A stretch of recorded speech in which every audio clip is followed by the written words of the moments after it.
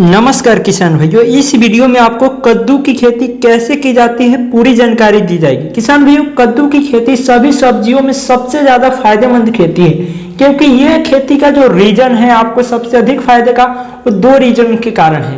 पहली, जो आप इसे स्टॉक करके लंबे समय तक रख सकते हैं, जब आपको मंडी रेट सही लगे तो उस समय पे आप इसको बेच सकते हैं। दूसरी, अगर आप कद्दू की खेती कर रहे हैं तो अगर उसी समय पे, जिस समय पे आपका कद्दू तैयार हो गई है, अगर उस समय पे हाई मंडी रेट है तो उसी समय आप बेच सकते हैं। तो ये दो कारण की वजह से कद्दू काफी ज्यादा फायदेमंद है। इसके अलावा कद्दू के उत्पादन जो है काफी ज्यादा उत्पादन होती है, क्योंकि इसकी उत्पादन क्षमता बहुत ही अत्यधिक है। तो इस वीडियो में आपको पूरी जानकारी दी जाएगी कद्दू की खेती के करने के लिए। तो आपको इस वीडियो को पूरा देखना है, बीच में नहीं छोड़ना है। आधू अधूरी जानकारी जो होती है आपकी खेती के लिए हानिकारक साबित हो सकती है। तो किसान भाइयों, वीडियो में आगे बढ़ने से पहले अगर आप लोग इस चैनल पर पहली बार आए हैं, चैनल को कर लीजिए सब्सक्राइब और वीडियो को लाइक। चलिए शुरू करते हैं।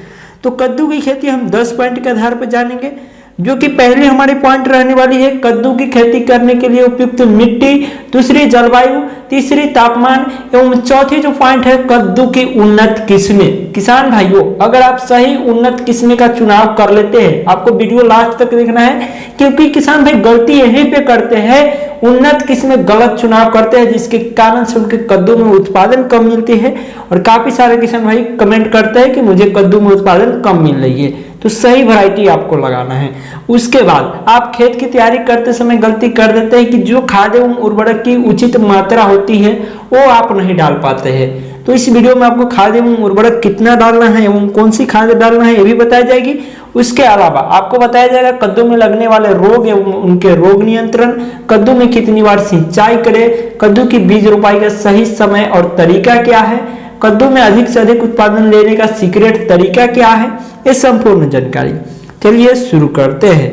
तो किसान भाई बात कर लेते हैं कद्दू की खेती के लिए उपयुक्त मिट्टी। कद्दू की खेती करने के लिए उचित जल निकासी वाली उपजाऊ मिट्टी की आवश्यकता होती है। कद्दू की फसल अच्छी वृद्धि के लिए गर्म और आर्द्र दोनों ही जलवायु उपयुक्त माना जाता है। इसकी फसल में अधिक पानी की आवश्यकता नहीं होती है, इसलिए आपको अधिक जल भराव वाली भूमि को इसकी खेती के लिए नहीं चुनना है। कद्दू की खेती के लिए अगर हम बात करें पीएच मान की किसान भाइयों, तो जो मिट्टी का पीएच मान टेस्ट कराएंगे तो 5 से 7 के बीच अगर आपके मिट्टी का पीएच मान है तो कद्दू की खेती के लिए काफी बेहतरीन है ये भूमि। उसके बाद हम जानेंगे किसान भाइयों कद्दू की खेती करने के लिए उपयुक्त जलवायु और तापमान। कद्दू की फसल के लिए शीतोष्ण और समशीतोष्ण जलवायु को अच्छा माना गया है। हमारे देश में कद्दू की खेती बारिश के मौसम में की जाती है, गर्मियों के मौसम में की जाती है। और गर्मियों का मौसम में पौधे की वृद्धि के लिए अच्छा माना गया है, जबकि सर्दियों के मौसम में गिरने वाला पाला इसकी फसल के लिए काफी हानिकारक होती है। कद्दू के पौधे पर फूल लगने के दौरान उन्हें अधिक बारिश की आवश्यकता नहीं होती है, क्योंकि इससे फूलों खराब होने की संभावना बढ़ जाती है। इसके अतिरिक्त बीज के अंकुरण के लिए 20 डिग्री तापमान तथा फलों की अच्छी वृद्धि के लिए 25 से 30 डिग्री तापमान की आवश्यकता होती है किसान भाइयों। तो अगर 25 से 30 डिग्री का टेम्परेचर मेंटेन है तो कद्दू की फल जो है काफी ज्यादा विकास कर पाती है। उसके बाद अगर हम बात करेंगे किसान भाइयों, जो कि हमारा सबसे इंपॉर्टेंट पॉइंट है कद्दू की फसल के लिए उन्नत किस्में। उन्नत किस्में की बात करें तो मैं यहाँ पे काफी सारे किसान भाइयों से सजेशन लेने के बाद कई सारे उन्नत किस्में आपको इस वीडियो में सजेस्ट करूंगा। कद्दू की पूसा विश्वास उन्नत किस्म, इस किस्म की अगर हम बात करें तो इसे अधिकतर भारत के उत्तर राज्यों में उगाया जाता है। इसमें एक कद्दू का वजन तकरीबन 5 किलो के आसपास होते हैं। इसमें निकलने वाला फल हरे रंग तथा सफेद रंग के धब्बे बने होते हैं। इस वैरायटी की बात करें तो इसकी पौधे जो है रोपाई के तकरीबन 120 दिन बाद पैदावार देने के लिए तैयार हो जाता है। उसके बाद बात करें किसान भाइयों, इसमें प्रति हेक्टेयर उत्पादन कितनी है, जो कि सबसे इंपॉर्टेंट पॉइंट है, जानना जरूरी है कि कितना उत्पादन ये वैरायटी दे रही है। तो 400 क्विंटल के उत्पादन आपको ये दे देती है प्रति हेक्टेयर के हिसाब से। उसके बाद जो दूसरी नंबर पर वैरायटी है कद्दू की काशी उज्ज्वला वैरायटी। इस वैरायटी की बात करें तो इसे उत्तर भारत और दक्षिण भारत दोनों ही इलाकों में लगाया जाता है। इसका एक फल तकरीबन 10 से 15 किलो का होता है। एक पौधे में 4 से 5 फल पाए जाते हैं। कद्दू की इस वैरायटी की बात करें तो इसे तैयार होने में तकरीबन 6 महीने का समय लग जाता है, तथा इसकी उत्पादन की बात करें तो ये आपको 550 क्विंटल का उत्पादन दे देगी प्रति हेक्टेयर के हिसाब से। उसके बाद जो है DAGH 16 काशी धोना, ये पूसा हाइब्रिड 1। अगर इस किस्म की बात करें तो कद्दू की यह एक हाइब्रिड किस्म है जिसे वसंत ऋतु के मौसम में उगाने के लिए तैयार किया गया है। इस वैरायटी के फलों का रंग पीला होता है। यह चपटे और गोल आकार के होते हैं। इसके पौधे में लगने वाले फल का वजन 5 किलो के आसपास होता है और इसकी बात करें उत्पादन हम प्रति हेक्टेयर के हिसाब से 520 क्विंटल के उत्पादन प्रति हेक्टेयर ये वैरायटी आपको देती है, जो कि पूसा हाइब्रिड 1 है। अब हम बात करेंगे कद्दू की फसल के लिए खेत को कैसे तैयार करें। सही तरीके से आपको खेत को तैयारी करना है एवं तैयारी करते समय उचित मात्रा में आपको खाद एवं उर्वरक डालना है, जिससे आपके कद्दू के पौधे की विकास होगी जल्द और उसमें उत्पादन मिलेगी अधिक से अधिक। कद्दू की फसल में खेत में लगाने से पहले खेत को अच्छी तरीके से आपको तैयार करने की आवश्यकता है। इसके लिए सबसे पहले आपको खेत की गहरी जुताई कर देनी है। 2 से 3 गहरी जुताई मिट्टी पलटने वाले हलों से आपको कर देना है। इसके बाद कुछ दिनों के लिए आपको जो है खेत को खुला छोड़ देना है, उसमें धूप लगने देना है। उसके बाद धूप जैसे ही लग जाए आपको क्या करना है, सड़ी हुई पुरानी गोबर की खाद डालकर अच्छे से मिट्टी में मिला देना है।